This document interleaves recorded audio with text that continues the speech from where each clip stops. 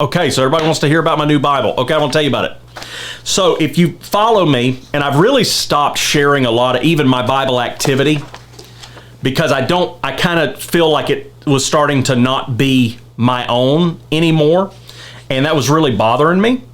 I know that sounds strange. I know some of y'all won't understand that it wasn't feeling like my own, but I wanted to take back my Bible reading for myself, for my person. And so here's the deal.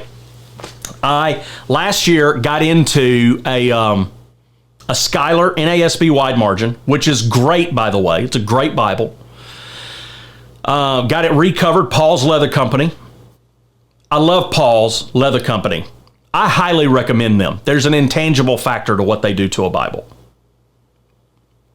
And so I got into this, and frankly, it's just too big. It was just too big, and it was killing me.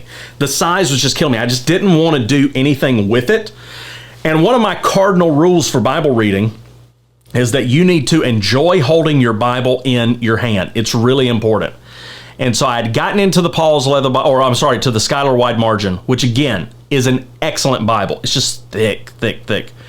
And I wasn't feeling it. And so I had had an heirloom wide margin from Crossway.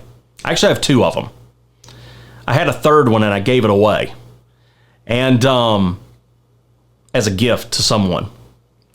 And I liked the layout of it a lot. I actually really liked the layout of it, and I just wasn't crazy about the page thickness. Well, anyway, some of y'all saw that I had a Cambridge hardcover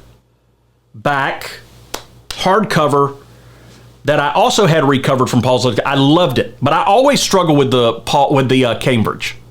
I love the Cambridge. Technically, it's a great Bible, but it just was giving me problems all the time.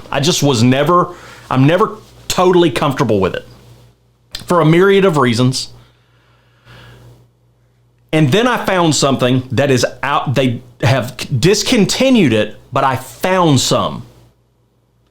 And that was a hardcover Crossway wide margin. And my old Bible, I really liked that. This is the one I used last year. This is my thin line that I like in natural leather. I like that there's no gilding. It just looks special to me. And on this one, the wide margin I got, the hardcover, there's no gilding on it.